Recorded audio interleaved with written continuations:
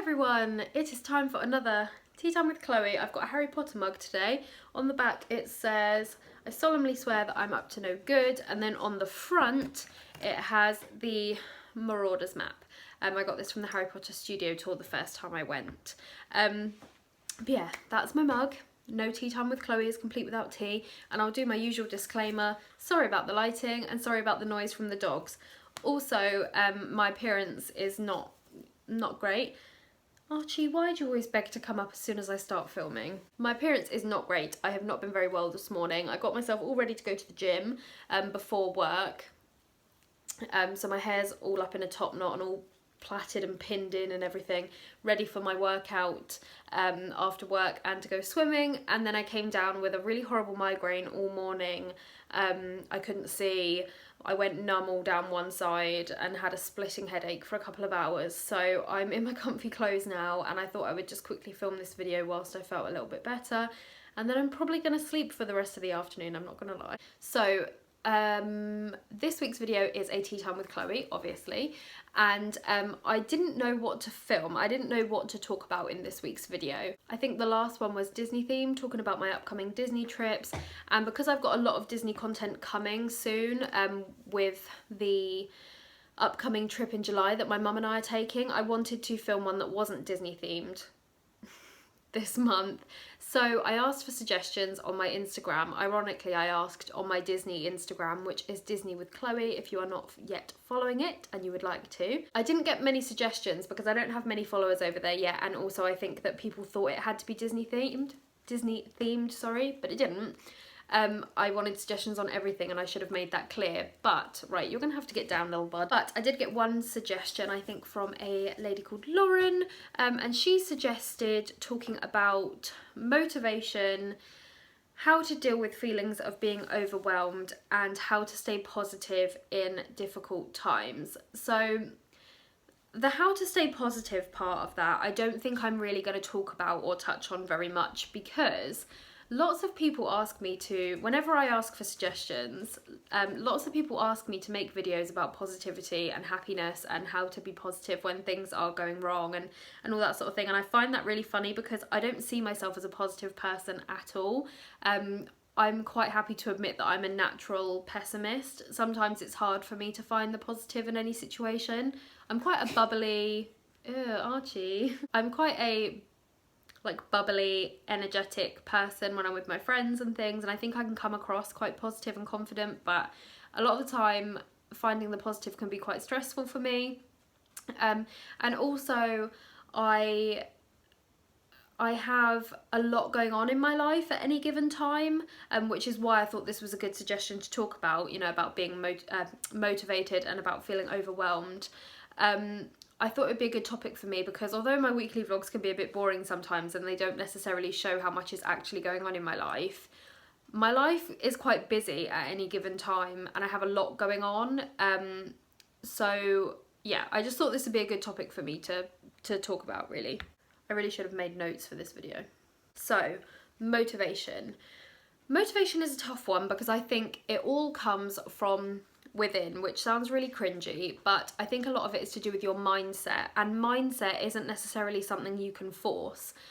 So I think in terms of motivation and trying to sort of make yourself do things, and finding the energy to do things, we all need to be a little bit kinder to ourselves, myself included, because we live in a society now where everyone wants to appear busy. If you know, you're valued on how productive you are, how busy you are, how much you have going on in your life, and if you seem like you're not really doing that much, you feel bad about yourself. You feel like you're not achieving as much as other people, because we live our whole lives on social media and we're comparing ourselves to other people all the time, even if you think you're not doing it, sort of like subconsciously most of us are. So I think we need to be a little bit kinder with ourselves, and if you're going through a period where you're just not motivated to do anything, don't beat yourself up over it, because more often than not it will come when your mindset is in that right place. So the example I'm going to use is living a healthier lifestyle, just because it's something that is pertinent to me at the moment. So this time last year, I was nearly 2 stone heavier than I am now. And I've mentioned this in my weekly vlogs. I know that weight loss is triggering for some people. So if you don't want to listen to me talk about this, maybe click off the video, because I am going to come back to it a couple of times. But this time last year, I was nearly 2 stone heavier than I am now. But I was going to the gym 3 or 4 times a week. I was going out on long walks most days as well. I was really enjoying the gym. I felt really good about myself. I was going to exercise classes that I never thought I'd be able to go to. I was doing spin classes and weightlifting, and it was honestly the most confident I had been in my own skin for years. And the only reason that I maintained that was because my mindset was in the right place. For years, I had been wanting to tone up a little bit and to get my eating under control, because I definitely have issues with eating. I'm an emotional eater for sure, and I eat far too much for somebody of my size, and it's not always the right foods. Not that there are any right or wrong foods, but I do think that everything should be in moderation, and I wasn't eating in moderation. I was eating a lot of food that I didn't need to eat. So for years I had been saying that I wanted to get a handle on all of this, but I wasn't in the right mindset. I was not motivated to do it. I would try and then I would give up, and part of that as well is setting yourself manageable goals. So it's okay to have this big end goal. Like, I might say to myself, I want to get down to the same weight that I was when I was 20, for example. That might be my big end goal, but it needs to be in manageable chunks. So, okay, how am I going to do that? Well, I'm going to start off by going to the gym once a week, and I'm going to track my calories on MyFitnessPal just so I can see how much I'm actually eating and where I can maybe make better choices. So like, that was how I've started again recently, because if you've watched my weekly vlogs for the last year, you'll know that last summer my mum was diagnosed with breast cancer. And then at the end of the year, my youngest brother was diagnosed with a rare condition called Addison's disease, and he ended up in hospital and was really, really ill.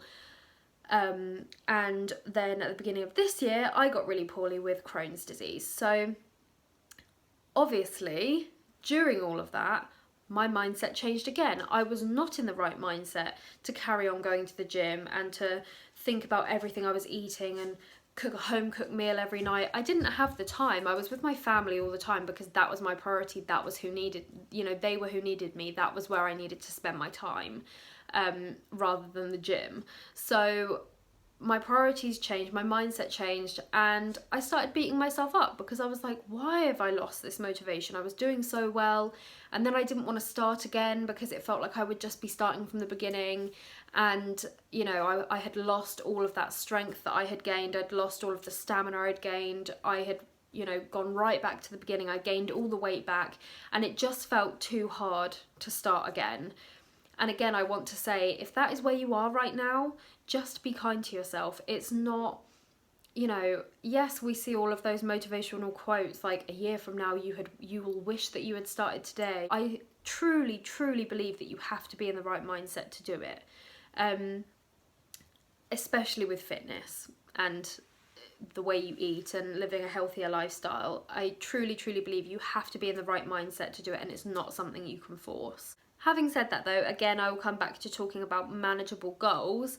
When I first started going back to the gym a couple of weeks ago, I said to myself, I want to go to the gym once a week, and I want to start Couch to 5K. So I want to go once a week and do a Couch to 5K run, and yes, it will take me 3 times longer to complete the program than it should do, but at least I'm doing something. So that was my goal. I just wanted to go once a week, and I decided to use MyFitnessPal to start sort of seeing where I could make healthier choices with my food, and I wanted to dig my Fitbit out and start wearing my Fitbit again so that I could track my steps and things. And I went to the gym once, I started Couch to 5K, and I actually really enjoyed it. Getting yourself there is definitely the hardest step, and making it into a habit is definitely the hardest part. So if you are feeling really motivated, make the most of that. If you do wake up and think, do you know what, I actually really could go to the gym today, maybe try and go before work. make the most of that motivation that you have in that moment, and then you might feel so good afterwards that it will motivate you to go again. That's definitely what I found. I felt so accomplished after I did that first run that I went back 2 days later and did the next one, and since then I've been going to the gym twice a week, every week, and I also have started swimming again, and that was purely because there's a swimming pool at the school that I work at, and on Friday mornings I sit in on their swimming lesson, and I just, watching them all swim and have fun in the pool and everything, it just made me want to go swimming. So I thought, you know what, I'll try swimming again. And when I went, I could only do 10 lengths. That's all I could do. I could only swim 200 meters. But I felt so good after doing that swimming that I was like, I'm going to keep doing this. So now I go to the gym twice a week. I do 2 couch to 5k workout runs, and then I go swimming once a week after one of those workouts. And that's what works for me, and once you get into the habit of doing it, it does become easier and it does just become part of your routine. So like I say, if you do have a day where you're feeling motivated, try and make the most of that and go when you're feeling good, and it may kickstart that motivation to get you going again. Obviously that's all specific to fitness and going to the gym and exercising and things, but on the flip side, there's, you know, things that have a deadline that you sort of do have to force yourself to do, regardless of whether you want to do them or not. And that would be, for me, my university work. So if you don't know me, you don't watch my videos regularly, I'm currently studying for a master's degree in history, and I'm nearly finished. My dissertation, which is my final 20,000 word project, is due in at the end of September, and I have just started writing it this week. But yeah, so obviously university work has a deadline, and it can be overwhelming and it can be a struggle to motivate yourself. I'm definitely a last minute kind of person when it comes to work, so maybe I'm not the best person to make this sort of video, but I kind of find that I work better under pressure, and I know a lot of people are like that, but I can't stress enough that that is just not the best way to do it. Learn from me. Learn from my stress. The best way to stop yourself from feeling overwhelmed is by being organised and getting stuff done in advance, which is something that, for somebody who loves planners so much, I'm actually not very organised when it comes to doing things in advance, and then I end up getting overwhelmed because it's close to the deadline and I don't have an essay to hand in. So I am sort of speaking from experience here when I say the best thing to do is get it done in advance. There isn't a lot I can say on motivation or in terms of like schoolwork, college work, uni work, because at the end of the day you have to do it. You have to do it if you want to pass your course. So that is one of those things where you just have to make yourself do it. Whether you do it in advance or you do it at the last minute, it has to be done. So, you know, motivation is almost irrelevant there because you have to do it. You don't have a choice. And I wish I had a secret as to how to motivate yourself with uni work, but I'm not there yet. What I can give you tips on though is what to do when you're feeling overwhelmed. One of my favourite things to do when I'm feeling overwhelmed is to make lists. So I sit down and I literally write everything that pops into my head, every task, every to-do item, even like such random things. Anything that pops into my head, I write it down on a big list in my bullet journal. And then what I do is I go through and I'm like, right, can I do any of this today? Are there any small, easy tasks on here that I can do today and just tick off right now and not have to worry about them anymore? And more often than not, there are at least 3 or 4 things on there that I can go and do right that minute and tick off and not have to worry about them anymore. And ticking things off and crossing things off is so satisfying, and it is a good way to motivate yourself, seeing that progress. Seeing yourself make any sort of progress is the best motivator. So I would definitely say if you're feeling overwhelmed, write a list.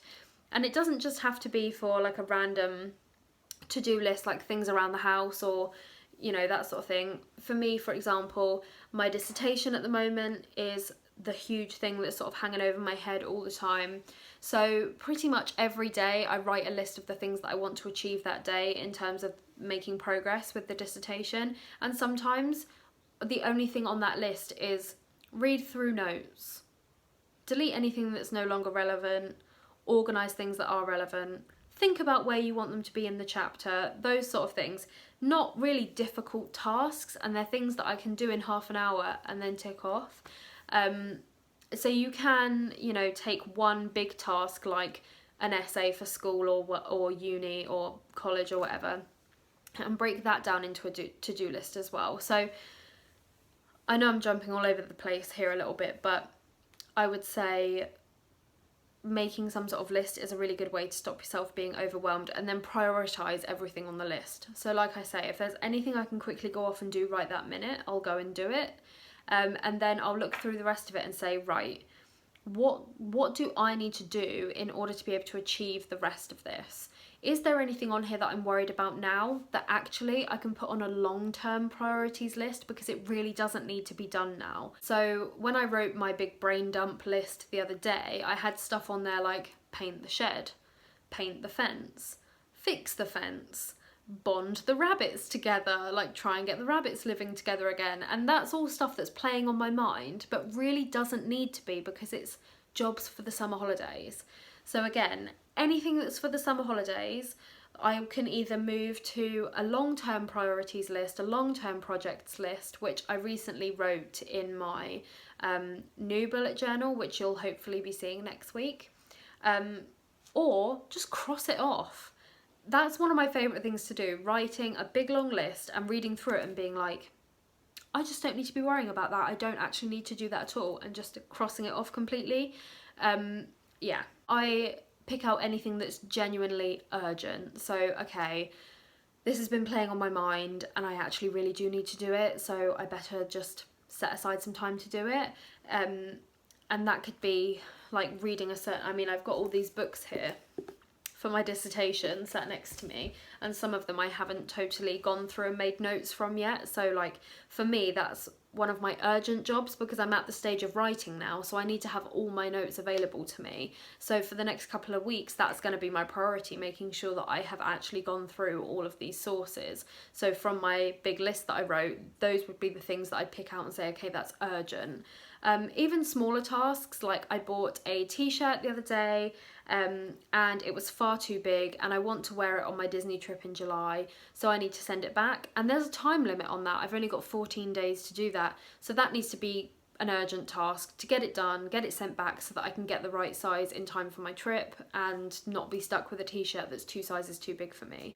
I think at the end of the day, with being overwhelmed, it's all about prioritizing things. And like I say, I'm not the best because I get stressed about things. I've been told that I have had generalized anxiety disorder since I was a child, and I would say that it's a lot better now than it's ever been. And I feel as though I really try not to let it stop me doing things. Like I've travelled by myself. I went to Disneyland Paris by myself last year. Like I really tried to stop it from controlling my life. But when you combine a busy life with anxiety, it's very, very easy to feel overwhelmed, and I'm sure a lot of you can relate to that. And I just think a lot of it is about prioritising, knowing what your priorities are, making sure your priorities are appropriate. So like for me, I'm nearing the end of my master's degree. I've got this dissertation to write, so at the moment my scrapbooks are not my priority. Just things like that, you know, like making sure your priorities are appropriate. Are you thinking about the right things? Are you focusing your time in the right areas? Are you spending a lot of time watching YouTube videos? That is me. Instead of taking notes from your books for your dissertation. Yes, I'm guilty of that. My priorities are not in the right place, and in a couple of weeks I'm going to be stressing because I don't know what to write for my dissertation. Priorities. So that was just a little chat. I know that I jump around all over the place. I really should have made notes for that video, but I hope that at least somebody found it interesting and maybe I don't think people will find it helpful because I think it's just all obvious stuff that I said, but maybe somebody will find it a good reminder to maybe sit down and make a list of their priorities and to sort of take control of things a little bit more, because that's, at the end of the day, we do actually have quite a lot of control in our own lives. Obviously things happen to us, and there isn't a lot we can do about it. You know, I have Crohn's disease, sometimes it flares up. There isn't a lot I can do about that other than take my medication and hope that it leaves me alone for a little while. But there is a lot that we do have control of, and getting stuff done is one of them most of the time for most people. So definitely make lists, definitely analyse your priorities and see where you're spending your time. But in terms of motivation, I do think motivation is cyclical. It comes and it goes. You know, you might not feel motivated to do anything for a long time, and then all of a sudden for a couple of weeks you're like Superwoman getting everything done. It happens, it's cyclical, it comes and goes, and I think motivation is all about mindset, and if your mindset's not in the right place, you're just not going to be able to focus and want to do things. So definitely make the most of those times that you do feel motivated, and it might spur you on to do more. But yeah, that's the end of my ramble. If you have any questions, let me know. I would love to hear what you think in the comments, and please do tell me if there's anything you do to motivate yourself or to deal with being overwhelmed. Again, I would love to hear that in the comments below. And if you have any more suggestions for Tea Time with Chloe videos, again, please do let me know. I had a list of suggestions somewhere and I accidentally deleted it off my phone. So I need more. I will see you in my next video, guys. Bye.